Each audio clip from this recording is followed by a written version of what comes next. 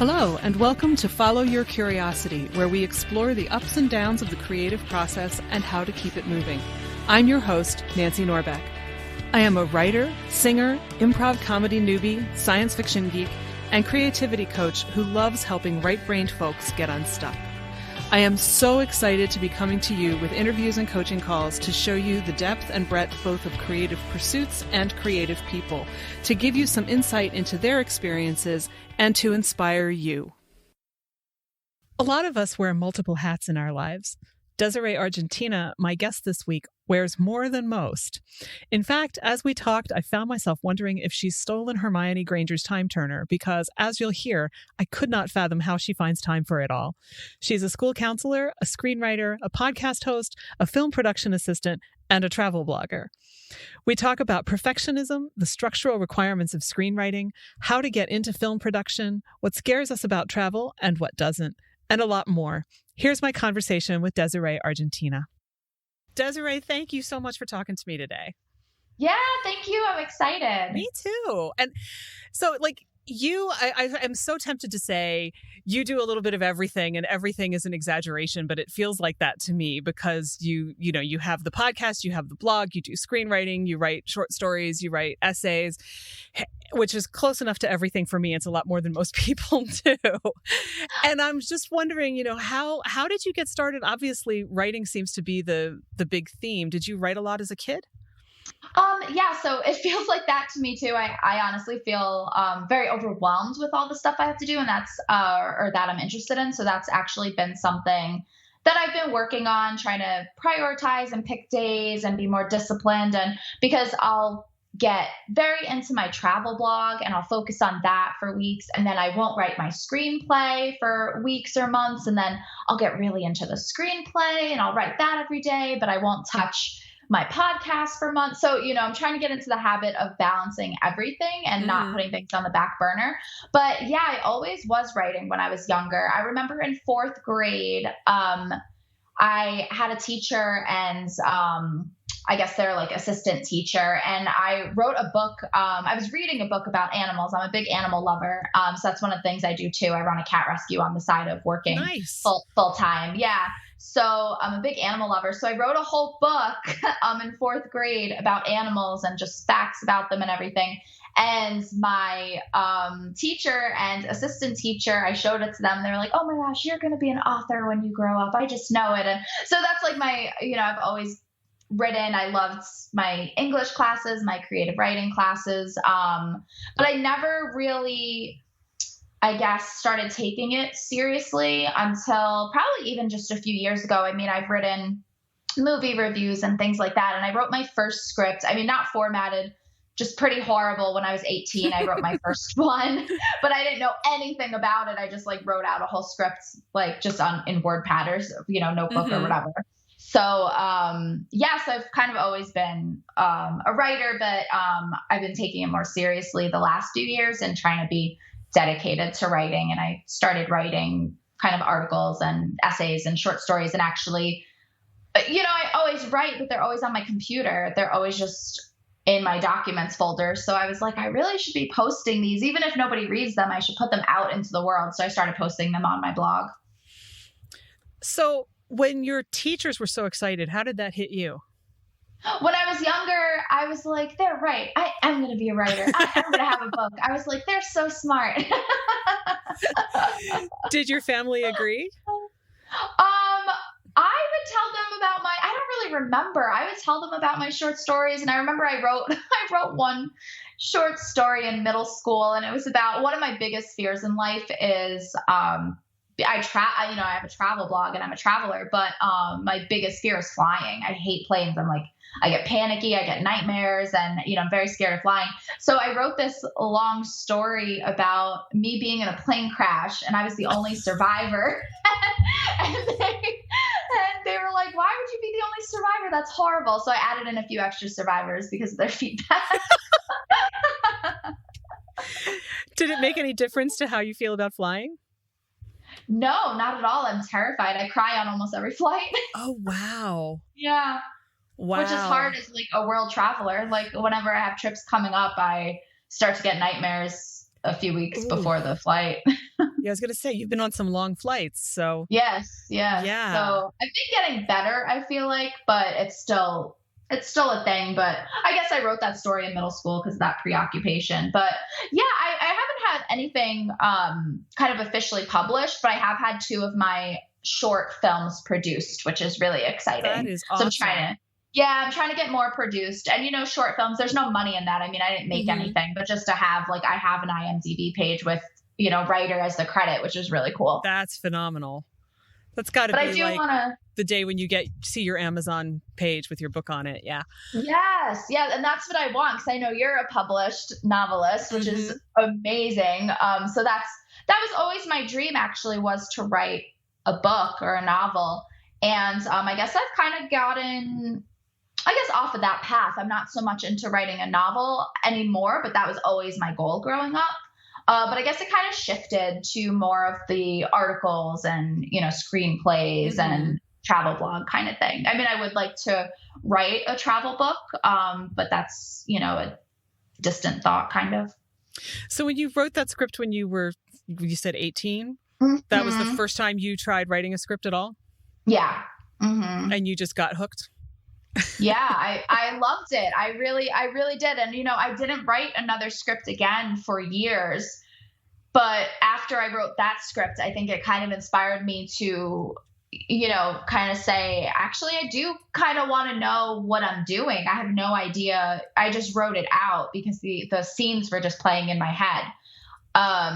So I think that kind of inspired me to be like, oh, let me read about screenwriting. Let me get this book. But I didn't write another script, oh my gosh, until I was probably maybe 26.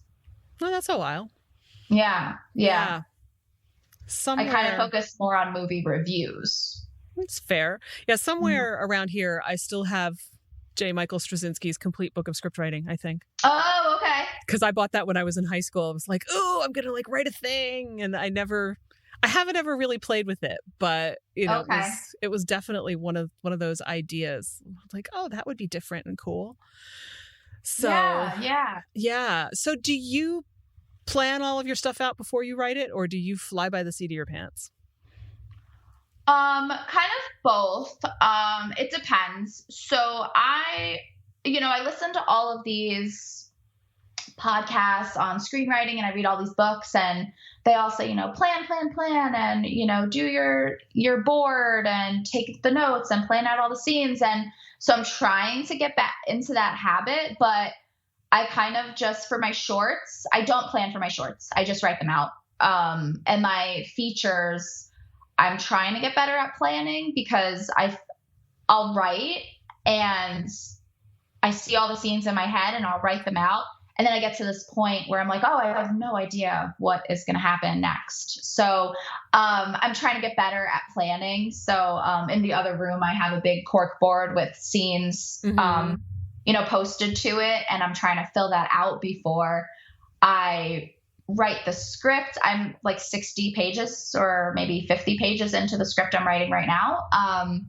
But I'm not good at the planning. And that's something I'm trying to strengthen because it's really one of my big weaknesses.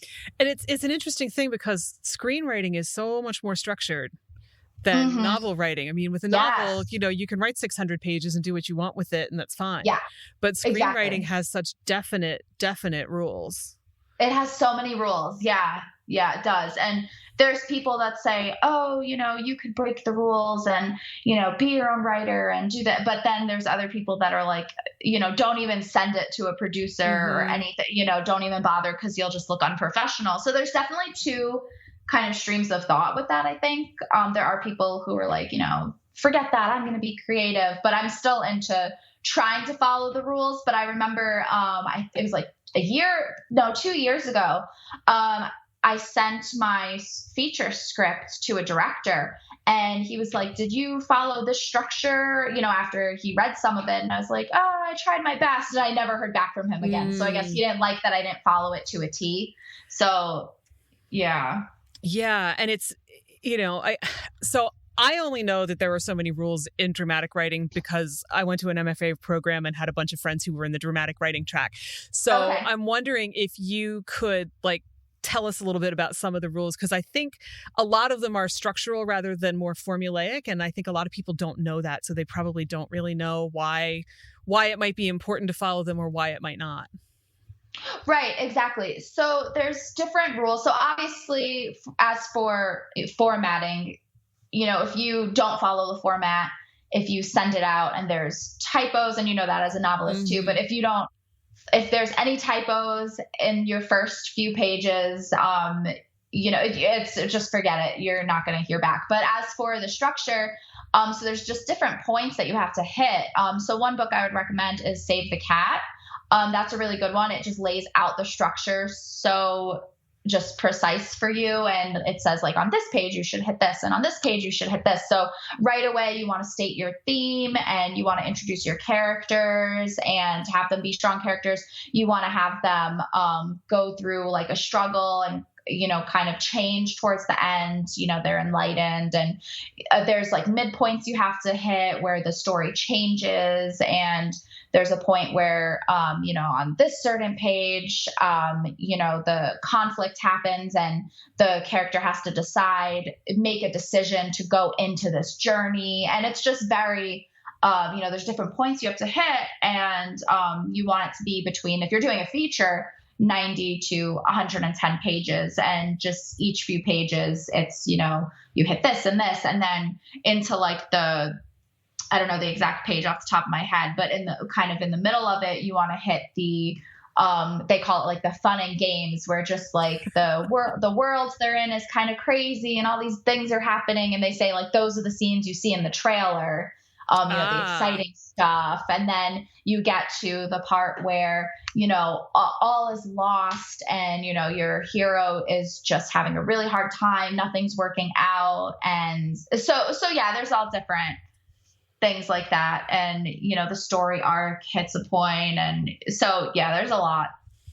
Yeah. To follow. There's a lot. And so it's not so much that, so with a screenplay, you have a much more limited amount of time, whereas with a novel, yes, you don't, which is why you can kind of go on plot safari, and that may very well be okay as long as you know what you're doing. And that's why people will look at things and say, no, we don't know what to do with this. This doesn't follow. It's going to cost too much to make this because it's going to go on for 3 hours, whatever. Right. But one of the really interesting things that I do remember hearing at one of our keynote addresses at a Goddard residency was from, I'm pretty sure it was Deborah Brevoort, who's one of the dramatic writing faculty. And she talked about how it's not even just that, but that like we're trained to expect things at certain times. Yes. And she said, this is like the one thing that I remember about screenwriting or probably dramatic writing in general. But she said like the first plot point has to happen right around minute 23, which would be page 23, because a page is about a minute with screenwriting. Yes. And if it doesn't, people get really uncomfortable. She said she's been in theaters and watched people and they start shifting and getting restless, and because it drives us nuts. And the way she described it was that it's the dramatic equivalent of that unresolved chord in the musical.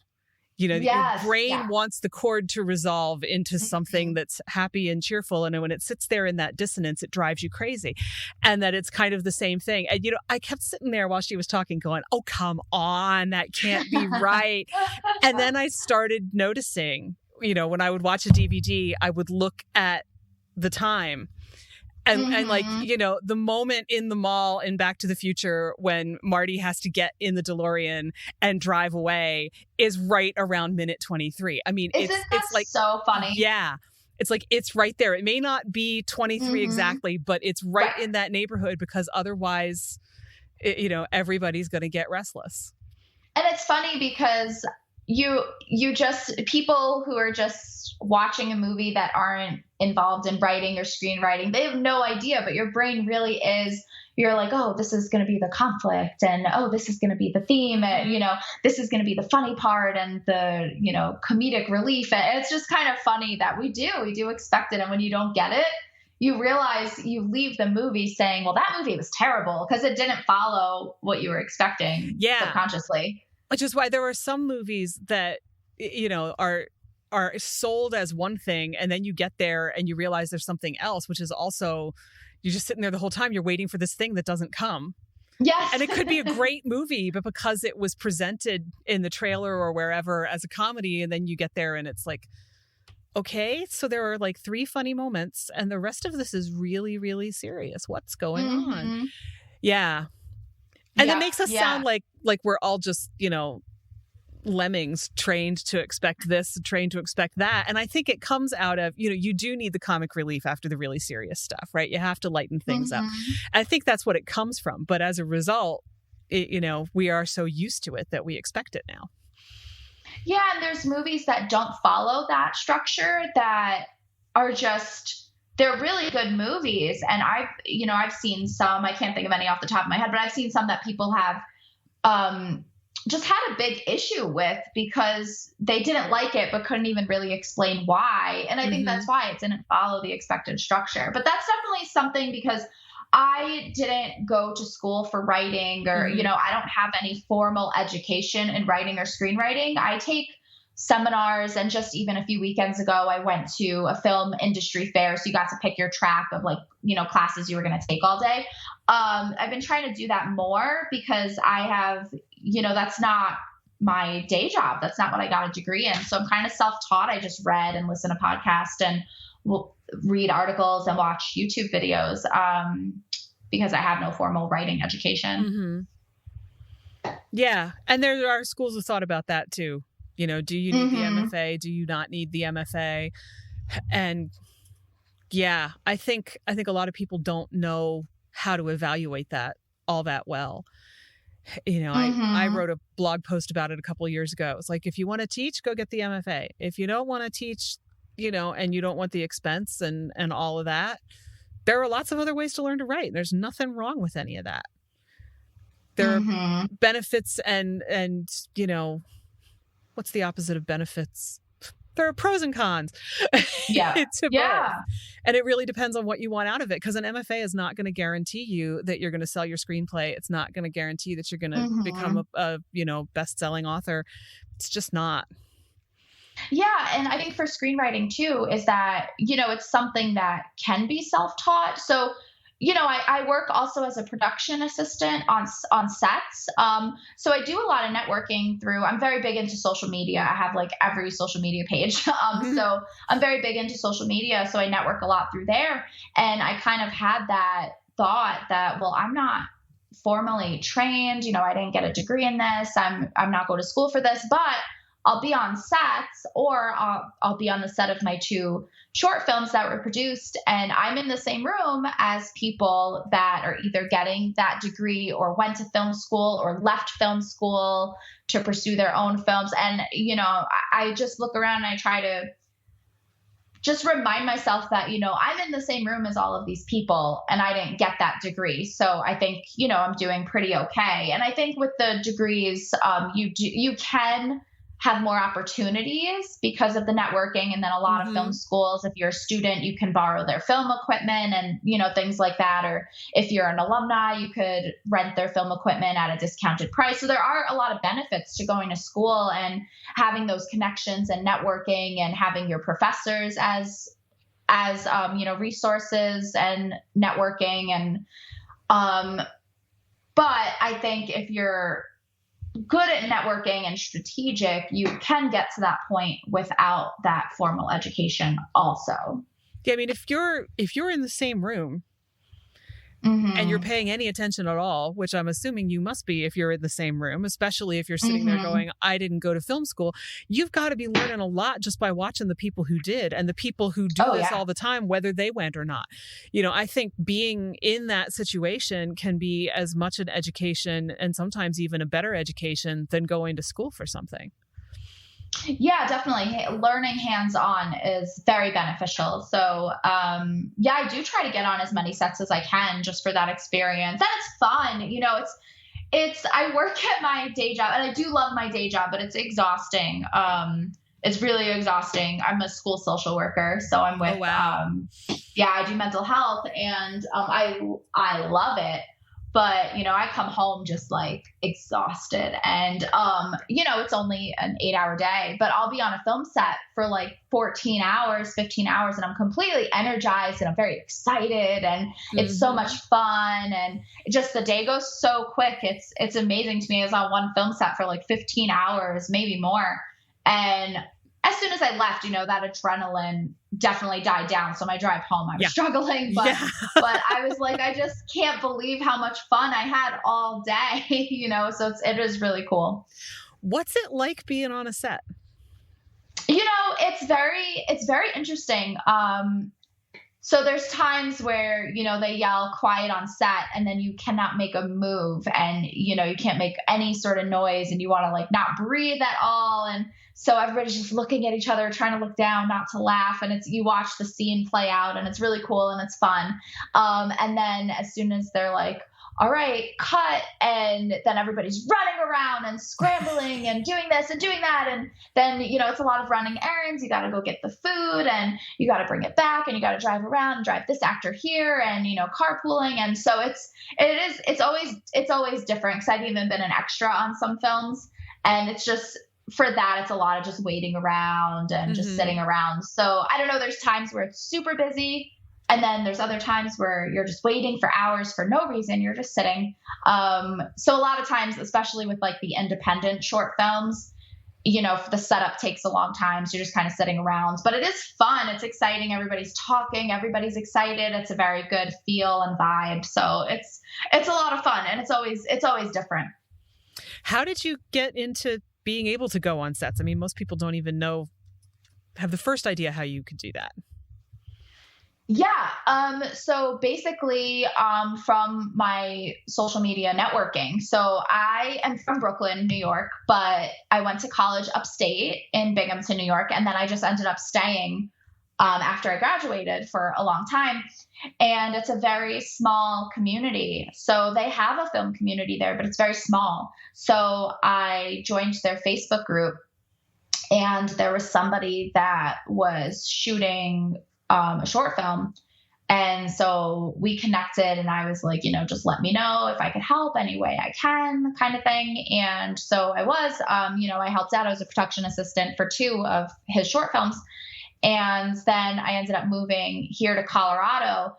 And Colorado has a very big film scene. They have all these different film groups, and it is a lot of the same people in these different film groups. So you go to these meetings. They have a monthly or bi-monthly film networking meeting. So I try to go to that every month or every other month whenever they have it. And you're just networking with people and you meet people. And I'm in all the different Facebook groups. And then there's a website that I always recommend. It's called Stage 32. And it's basically Facebook for everything film. So, so I go on there and you could upload your scripts and you could read other people's scripts and you can go, they have all these different, they're called lounges. So you go in and you can post a question or you can, post, hey, can I have feedback on this? So just a lot of networking. So I started out small, in Binghamton, where the film community is very small. It's there, but it's tiny. So that was easy to get into there. And then when I came out here, it was like, oh, I've been on sets. I have experience, even though it was really small. So that kind of helped, just saying like, oh, I've been a production assistant twice already, so I can help you out. And so I've been trying to do that a lot more, but it is hard because I feel like directors and producers, they're so busy with everything that they have to do. So production assistant is like the last thing on their mind a lot of the times. So I'm always posting like, oh, I'll be on your set for free. And then people are like, great, I'll email you. And I never hear back from them. So it's kind of hard. And then I took a stab at it in Binghamton. I had a short film that I wrote, a short script, and it was only 2 characters. And so I wanted to try to film it myself. So I did, my boyfriend helped with the sound because he's a musician, and 2 of my friends, one is an actress, and 2 of them came and acted it out for me. And I filmed it just, it was just the 4 of us. And I never edited it because that's what I hate editing. So it's been years. It's still sitting on my computer. But I filmed it just to see how that would be. And it was a lot of fun. It was hard, but it was a lot of fun. You know, the thing that I keep wondering as you're talking about all of this, you have the day job, you do all of this set work, you write your own things, and you travel. And how on earth do you manage to do all of this in the same amount of time the rest of us have? Well, yeah, I don't know. I go to bed really late. That's one thing I definitely do. I've never been someone to go to bed really early. And even now, I feel like I go to bed so early now because I'm just getting older and I have to wake up at 6:30 for work. I mean, I should be getting up at 6, but I'm not a morning person. So I end up showering at 6:40 when I have to leave at 7. But yes, I shower at 6:40 and I have to be out the door by 7. It's not a good situation in the morning, but I'm not a morning person. But I've always been more of a night owl. So, I'd be up really late. But I've been going to bed really early. To me is really early, but to my friends, they're like, you're up so late. I go to bed at 11 or 11:30 or 12. And I'm up. So I don't know. It just, I think one of the things that is helpful is that I'm fast. I'm a fast writer. So I think that's been really helpful. And I don't know, I plan. At my old job, I would try to do a lot of personal things at work in my downtime when I didn't have a lot to do. Because again, I work really fast. So anything that I have to do or get done, I do it quick. And I'm not really a perfectionist, which I think is also really helpful. Because I know a lot of people, they just take a lot of time to get something down perfectly. And I'm not detail oriented. I'm not a perfectionist. I'll do something and I'm like, it's good enough. And someone's like, you should rewrite that. You should edit that. Or, you should do this note better. And I'm like, it's fine. I'm not really, I don't know. I'm just not detail oriented like that. So I think that's helpful. But at my new job, I'm not able to do any personal things at work. I'm very busy all day. I don't have like a moment to myself. So, I'm with the students all day. So I don't have any personal time. I don't even have like a personal lunch time. Like they're with me like every day, all day. So that's been kind of a struggle, is that I don't have that personal time at work anymore. So that's been a little bit hard to get used to. But I don't really know it. People ask me that all the time, like, how am I doing all these different things? But I think, like I was saying earlier, is that I'll focus like on a script for days or weeks, and then I won't touch my travel blog, or I'll be working on my podcast and I'll be interviewing people, or I'll be just making videos or working, focusing on my Instagram. And then like, I won't be working on my cat rescue, so I think I go in shifts kind of, which I'm trying to get better at. So I still do struggle with that, being consistent, and writing consistently. I just have constantly just a backlog of ideas and things written down that I'm always trying to get to. So it does feel overwhelming. But yeah, I guess I do, I don't know, I'm trying to get better at it, but I guess I do a lot. But I don't really know how, I guess. I kind of have a guess, actually.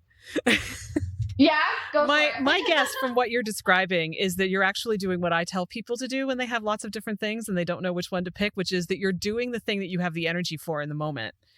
And because you have that energy for it in the moment, you hit a flow state faster than you would otherwise. If you were forcing yourself to do the thing that isn't the one that's calling to you right now because you haven't worked on it in 3 weeks and you feel bad about it, you're going to struggle to do it. Whereas the thing that's calling to you right now, you're just going to jump right in and you're going to land in that state. And I think you get a lot more done that way. That's just a guess, but it wouldn't surprise me if that's what's going on. No, I think you're right. No, that makes a lot of sense. I think you're totally right. Cause I have tried to sit down and force myself to, I haven't written my travel blog in a while. Let me do that. And I'm just like, oh my God, why is it like, I'm not able to do this right now. Let me switch to reading this article and then writing about that. So I think you're right. And that's something I struggle with is I listen to a lot of different podcasts and, a lot of people tell me like, if you want to get anywhere with what you're doing, you have to focus on one thing. But I can't, I can't focus on one thing. My attention is everywhere. So I have a really hard time with that. Yeah. And I think that's really actually, no offense, bad advice for people like us, because when you have all of those things, just doing one thing kind of feels like you're locked in a mental prison. You know, you can't, you'll sit there and you'll struggle with it. And even, you know, even if you have the one thing and you know you need to do it. And I just had this experience recently. It was like, I had to write something and I was having a hard time with it, trying to figure out how to make it work, what it should look like, how to have the tone come across the right way and whatever. And I was tired. And so I said, enough, I'm going to bed. I can't do this like this. And then the next morning I played with a little bit completely separately, like not even, you know, it was on my iPad rather than the laptop. I wasn't even looking at the same thing. And it flowed a little bit better. And while I was doing it, all of a sudden, the way to do it popped into my head. And once I knew how to do it, it wrote itself. You know, so it's like you can pound your head against it at the right moment, but you know, and if you really have to, you can produce something that way. I'm not saying that you should never do that, because there were plenty of things that have deadlines and stuff and would never get done otherwise. But yeah, when you really, all of a sudden it clicks in your head, even though like I didn't know what all the words were going to be yet. I just knew, I need to tell this story, and it'll cover everything. And it did. I mean, it wrote itself in no time at all. And I tweaked it and whatever. But once I did that, all of a sudden there it was. So there's, you know, and it's the same thing. It's kind of, that really is the same thing that a lot of writers will say about, you know, the structure isn't working and I can't figure out what the structure is supposed to be. But once I do, it'll all come together. It's the same kind of thing. Oh yeah, exactly. I fully agree with that. Yeah. Yeah. So I think, you know, trying to force yourself to do the thing in the moment when it's clearly not coming, it's probably a sign that you haven't figured out how to do it yet. Yeah. And there are times, so there's times where I struggle like that. And there are times, and, you know, so one thing I always kind of warn people against is a lot of people say, oh, I need to wait to be inspired. You know, I don't have that inspiration. And I feel like, right? You hear that, right? So I feel like if I sit down and I'm like, you know what, I really feel like writing my script right now, but I have no inspiration. I have no idea. Just if I have that desire, I don't know, the inspiration comes after I start writing. Yeah. And then I'm like, oh, it gets the juices flowing and I get all these ideas. So I wouldn't have people hold back because of lack of inspiration or ideas. Like, sit down to do it if you feel like doing it, and it will come. Yeah. Especially when you're in that mood, you know, because I think anybody, you know, we all have those moments where it's like, I need to paint something. I need to sing something. There's something that I've just got to do. And yeah, and it's interesting because when I was doing coach training, I remember telling the coach who was assigned to me how I would get past feeling stuck, you know, when I'd start writing one day and, you know, was like, I knew where I was yesterday and now I don't know anymore. And what I would do was I would set a timer for 15 minutes. And my goal was to write 500 words in those 15 minutes. Oh, wow. They didn't have to be any good. You know, it could have just been, I don't know what to write. And so I'm sitting here writing 500 words. And when will I hit 500 words? Because this is maybe 25 and this is going to take a long time. You know, it did not have to be anything but putting 500 words on the page. But, you know, inevitably, by the time I got close to 15 minutes, at the very least, I knew what I was doing. I might not have hit that, oh, everything's flowing now and I know what I'm doing. But it was just like, okay, at least I know where I am. I feel like what I've got is something that's at least acceptable. I can fix it later and I can keep going from here. So, yeah, sometimes you just have to prime that pump. And I think, like, you know, in the example that I just gave, my struggle with it the night before was frustrating and wasn't getting me anywhere, but it was still priming that pump. It was like, I have to work with this idea and it's not working yet, but it's going to. Yeah. Yeah. Absolutely.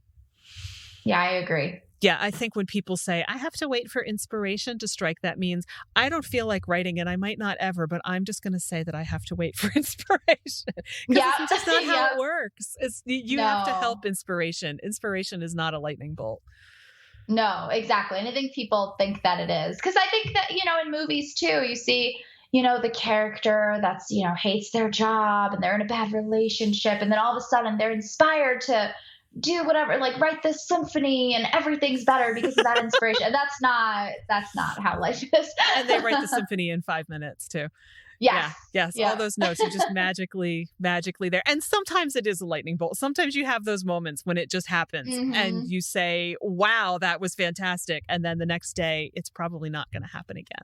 Yeah, exactly. Yeah, it's just kind of how it is. It would be, I don't know. I've had this conversation with people because I was about to say it would be great if it did work that way. But I think if it did, we'd be exhausted all the time. Because, when I've hit those moments, I wrote like 10 pages in an hour one time when I was writing my book, and I felt like I had run a marathon. I had to go take a nap. I was just, you couldn't live at that pace, I don't think. No, and that's what's hard for me too, is that's kind of what happens is I'll have an idea and I'll sit down to write and I bang, so I'm a fast writer if I have an idea and then I get into that flow, my ideas start coming to me more. So that's, I think, kind of one of my problems is that I will start writing and I'll bang out like 20 pages of my script in that one night. And then I won't touch it for like 3 months because I just burn myself out from that one instance of writing the 20, 30 pages and then I don't touch it. So I think that is, while it's a strength that I could write that quick and bang out the 20 pages, I don't touch it again for months because I just get that burnout. So that's something I'm definitely working on. Yeah. Yeah, totally. Completely understand. So let's shift gears a little bit onto the travel side, because as I have mentioned from time to time on this podcast, I originally wanted to combine creativity and travel. So I'm still really interested in that, even though I haven't had the money to support the traveling around meeting people part yet. But yeah, you have been to some really, really interesting places that, halfway around the world, long plane flights, all of that kind of stuff. Yeah. How do you get into doing all of that? Oh my gosh. So it's kind of funny because there really was that definitive moment for me that I clearly remember. So I had a friend when I was, I think early 20s. We met at work and she loved to travel and I did not. I did not want to travel anywhere. And I was very content with just being in my little town in Binghamton, New York. And so I moved around a lot as a kid. So I was born in Staten Island. We moved to Brooklyn. We moved to Florida. My dad moved back to Brooklyn. My parents got divorced when I was like 6 or something. So my dad lived in Brooklyn and I lived in Florida with my mom and my 2 sisters. And so we always went back and forth to Brooklyn, to Florida, to Brooklyn, to Florida. And then we moved to Nevada for a year and then back to Florida. So we're moving all around all the time. And I did not like it. And so I didn't like Florida. It was so hot. I would walk to school. It was just torture. I just hated it. And so I go to Binghamton, New York, and it was such a cute town and like very small paced. I always hated Brooklyn. I just didn't like it. It was like loud and dirty. And I don't know. I just didn't like it. I didn't like the subway and I didn't like Manhattan. Everybody loves Manhattan. I don't like it. I'm sorry. I just like it's the loud, the hustle and bustle. I don't know. Everybody's like rude. So I go to Binghamton, New York, and I am just content. I love it. It's cute. It's pretty. There's trees everywhere, which wasn't good for my allergies, but I loved it. And so I met this girl and we became best friends and she just wanted to travel everywhere. And she's like, we should go here. We should go there. And I was like, no, like, I don't want to. And so she would bring me to all these like cool places, like these waterfalls and just all these different areas. And then so Binghamton, New York is close to Canada. It's close to the Niagara Falls border. So it's only 4 hours away. So in college, me and my friends would be like, let's go to Niagara Falls. I'd be like, all right, cool, sure. So I've been to Niagara Falls like literally like 10 times because it was like only a few hours away. So anytime like my sisters visited or friends, I'd be like, oh, I'll take you to Niagara Falls. So that friend really got me into traveling. And, we didn't travel abroad or anything, but we traveled locally, to other towns and these waterfalls. She'd take me on these cool hikes because I'd never really been hiking before.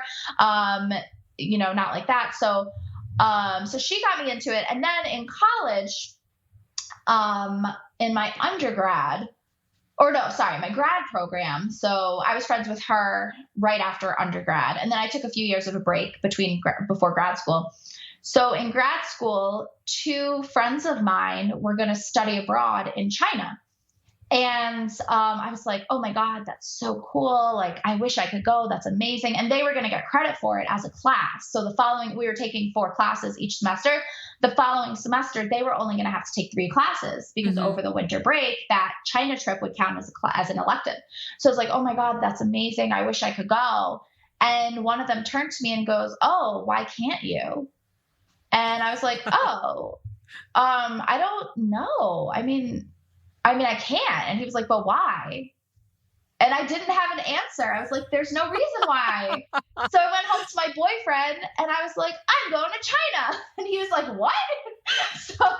And he had actually, Mark, my boyfriend, has been to China before because one of his best friends is from China. So he actually went with him over a break. But so he's like, all right, cool. So I went to China for 3 weeks over winter break. And then that was my first, I've been to Niagara Falls, but China was my first big abroad trip. And it was just amazing. It was just the most incredible experience ever. And, I'm not going to lie, I had a hard time. It was a hard trip. I got really, really homesick. There were days that I was crying and I was like, I can't do this anymore. But no, overall, it was really good. And then, so that was in January.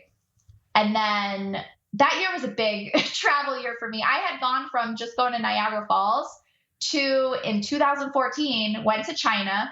On that trip, one of my friends, we became really close. She invited me to her wedding over spring break in March in Costa Rica. So I went there, and me and Mark decided to backpack the whole country. So for her 2-day, 3-day wedding, we ended up turning it into a 10-day trip and, backpacked the country. And then later I decided to extend, I was graduating, but I decided to extend my graduation date to August so that I could do a summer study abroad program. And I went to Spain and Paris for 6 weeks. Nice. So that was a huge travel year for me. And then I was just like hooked. The following year we went to Nicaragua. And then, but I do very cheap trips. I do it very budget friendly. I do it very, very cheap. So, Nicaragua, we spent, almost no money. We do Airbnbs, hostels. We eat the street food. We pack a lot of food with us. We pack a lot of granola bars, things like that. We have just a backpack, very minimal clothing and everything. So I do travel. I try to travel as cheap as possible. And then we do a lot of road trips in the US as well. That's an amazing, because I'm listening to you talk about these 3 things in a row, and I'm like, yeah, somebody was a little bit addicted. Yes. I was like, I'm going to go everywhere today. Everywhere. Well, and for China to be your first trip abroad is just, that is so culturally different. It's not like, mine was France. So, which is definitely different, but not as different as China. Right. I was completely culture shocked. Completely. It was like, for that to be my first abroad trip, I just feel like was so perfect because, nobody spoke English there. We were in town, we went to Hong Kong and people, everybody spoke English there, but we were in these little towns. We were in Guilin, Shenzhen. Nobody spoke English. So they actually set us up. It was kind of nice. We had Chinese buddies, they called them. So they were actually people who studied abroad at our university in Binghamton, New York. So they set us up with them. So they would take us around some days, but they weren't there every day. There were days we literally had to leave a restaurant because we couldn't read the menu. We had to go to restaurants where the menus had pictures and we would point to what we wanted. So yeah, but it was cool. It was cool. So then, we've been traveling ever since 2014, basically. Every year. We try to go abroad every year. We didn't travel abroad in 2019 because we did a major travel abroad trip in the end of 2018 because we knew we were moving to Colorado. We had never been to Colorado. We were like, let's just go. Because me and Mark got really into going to new places, and we just felt like we outgrew our area in New York. As much as we both loved it, we just outgrew it. We were always going to the same places. We had gone to every state in the Northeast, so we didn't have anywhere else to do our road trips.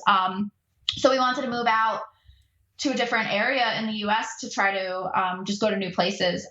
So we decided that we were going to quit our jobs, and his job was like, no, like you're going to stay with us. So he works from home for them still.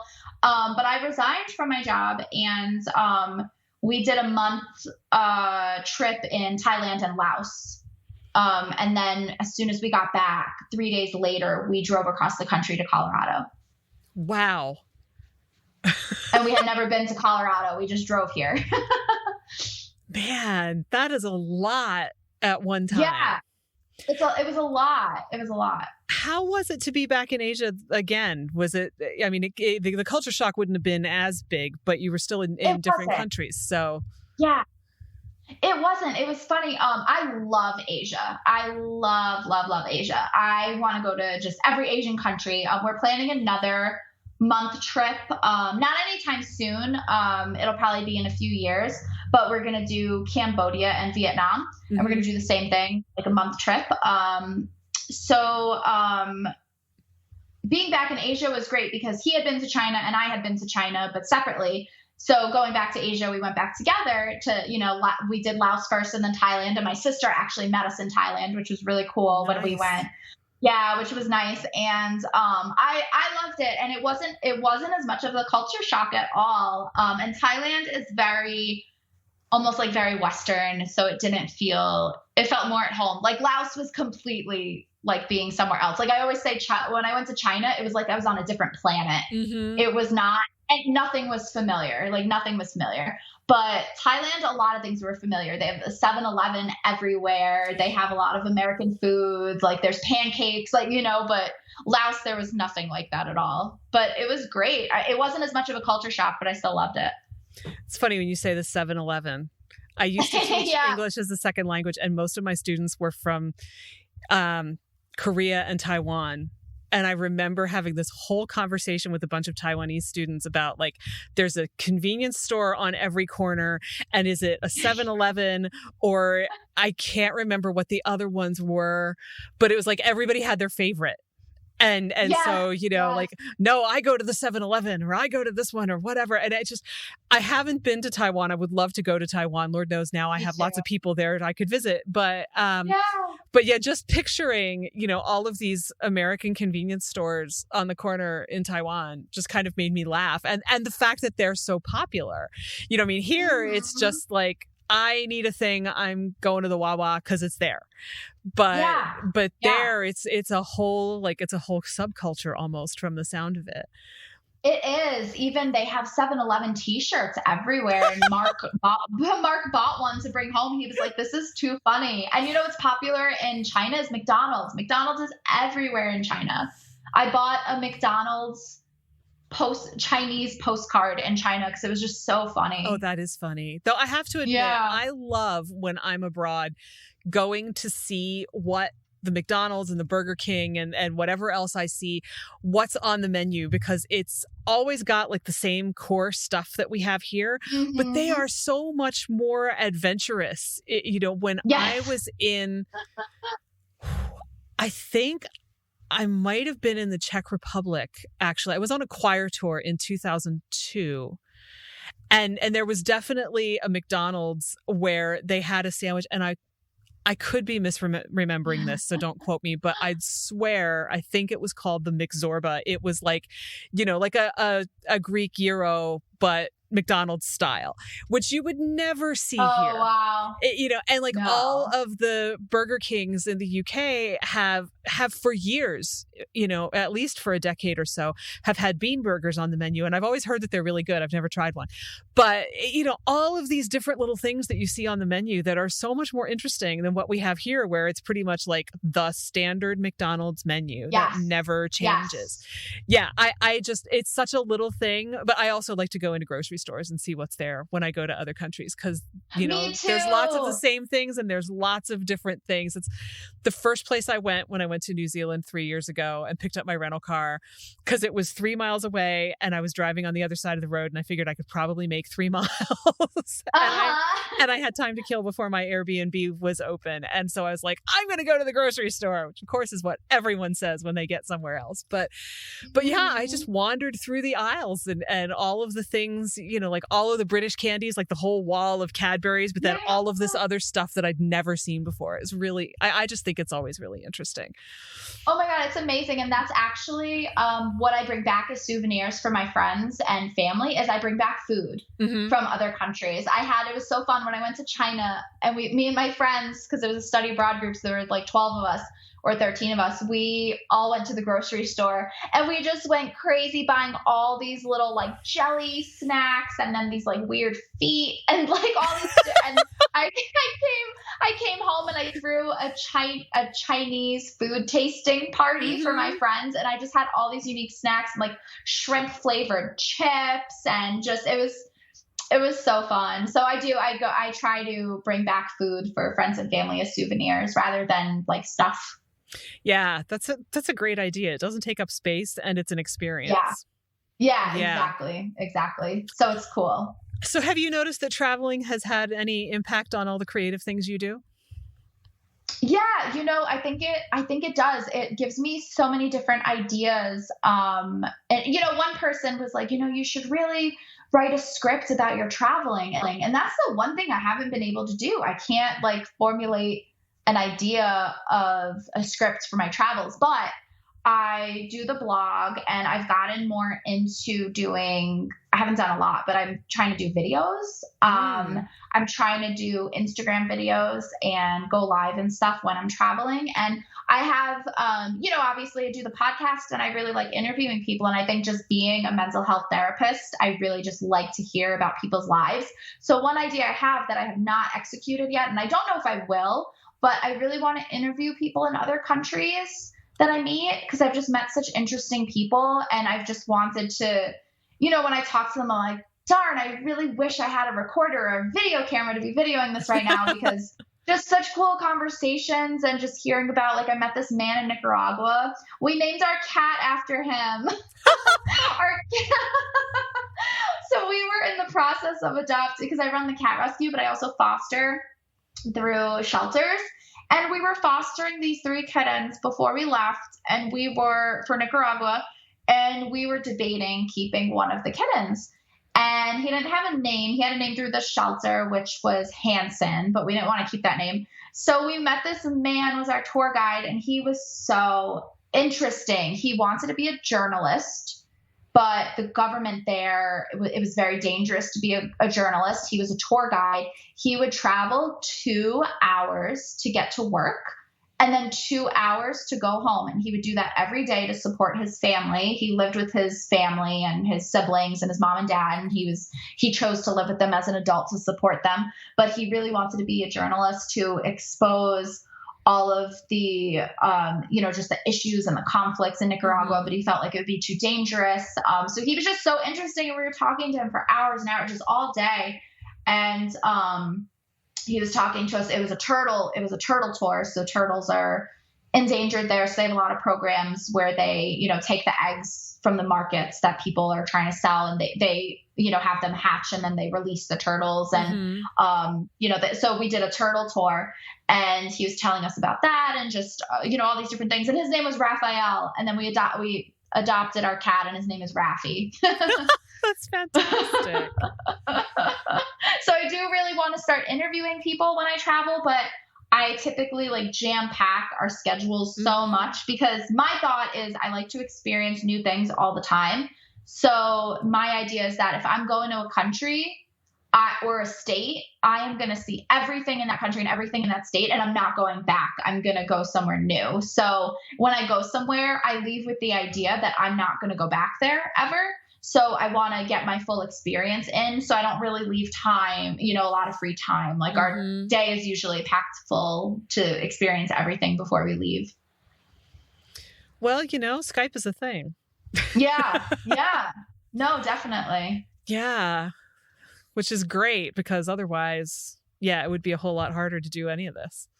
Yeah. Oh, absolutely. So I have a lot of, ideas and different things I want to do. But one thing I'm trying to focus on is doing more videos like live and kind of, I'm here today, walking around this town kind of thing, and posting those, and doing more I just did one recently where it's one of my goals to see all the hot springs in Colorado. There's like 20 to 30 hot spring resorts, and I've been to 5 or 6 of them. So I did a video comparing all the different ones and what I liked and didn't like. Nice. And so I'm going to try to do more videos like that too. Well, that's cool. Yeah. Yeah. So it all comes together in the end. It does. I try. Yeah. I try to get it too.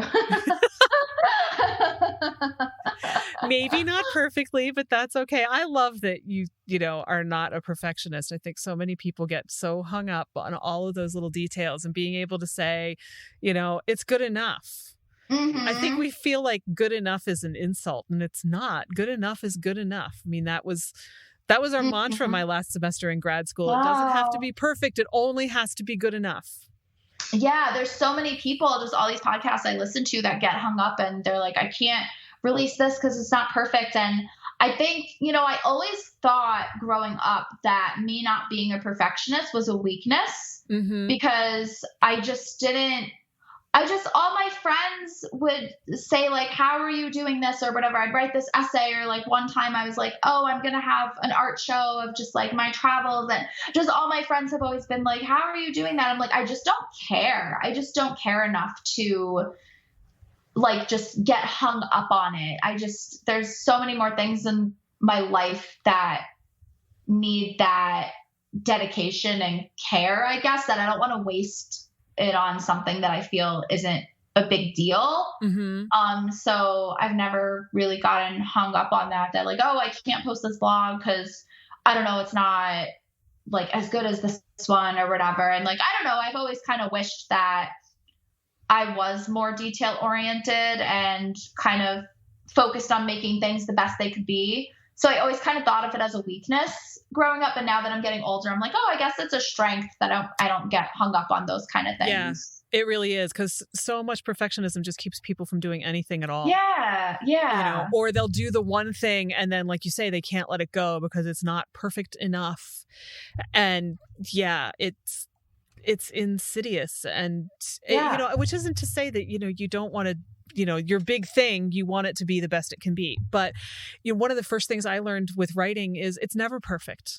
Right. You will always go back and find something you want to change. I mean, I picked up a copy of my own book a couple of years ago because I was sort of thinking, a lot of people were like, are you going to write another one? And I just thought, well, it's kind of its own thing, But I sort of had the beginning of an idea, which I didn't write down and is now gone. And so I thought, okay, I'm going to read the book again. And when I picked it up and read it, I kept thinking, oh man, I could have tightened up my sentences a lot more. And here's this, how did this, this comma shouldn't be here. And I mean, you're never going to go through it and not see that kind of stuff. Oh my gosh, it's so true. And that's one thing I do too. I think it's the same. I have this weird same mentality as with my travel, is that I'm like, okay, I went to Costa Rica. I went to Belize. I'm never going there again. So when I leave, I'm like, oh, Belize, I loved you. Like, I'll never see you again kind of thing. But I have that same kind of mentality with anything I do. Like, I don't know, if I wrote a script years ago, I'll never read it again. Like, I just move on with my life, and I did that thing and it's gone out of, it's out of my life. So I never go back and read anything that I wrote unless I'm trying to get it made, and then I'll send it to somebody. And then I'll be like, oh, maybe I should read this quick before I send it. But I really won't go back and reread things or look at them again. Because I just I don't know. I just have this weird mentality of like, all right, been there, done that, moving on.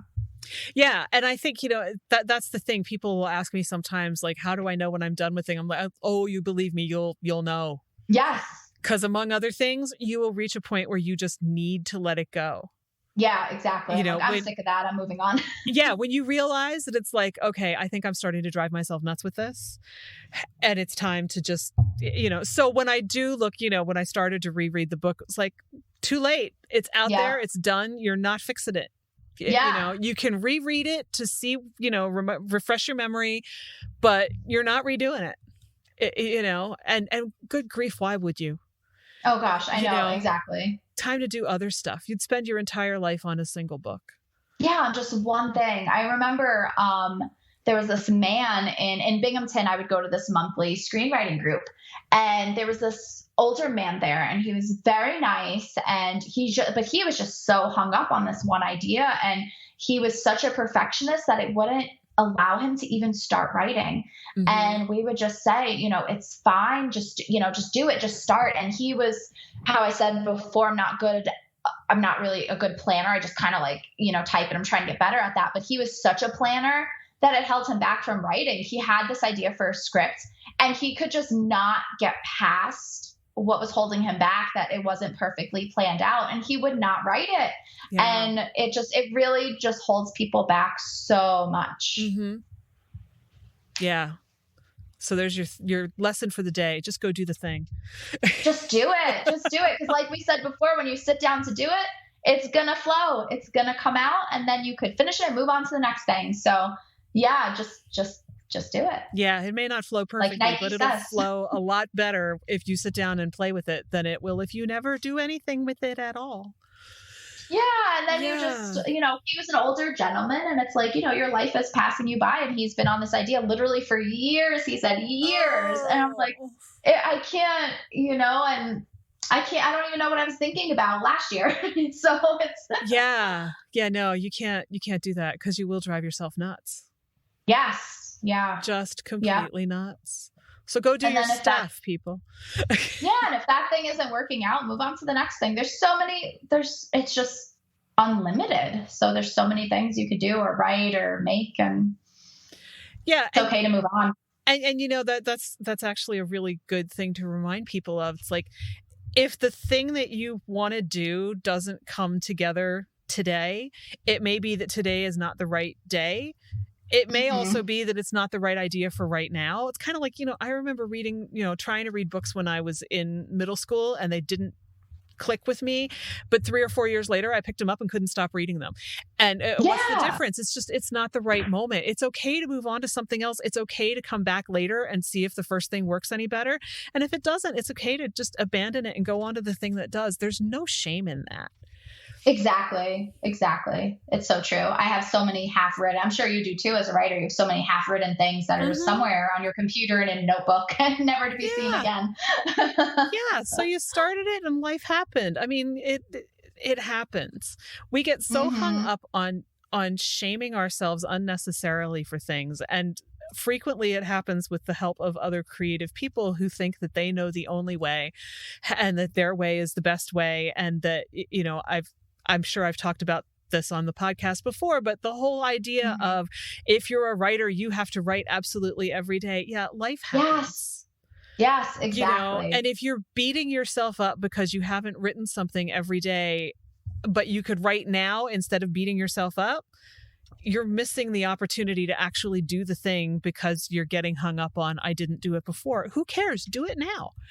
Do it when you have 5 minutes in between, classes or kids you're helping with homework, or, sitting at the bus stop. It doesn't matter.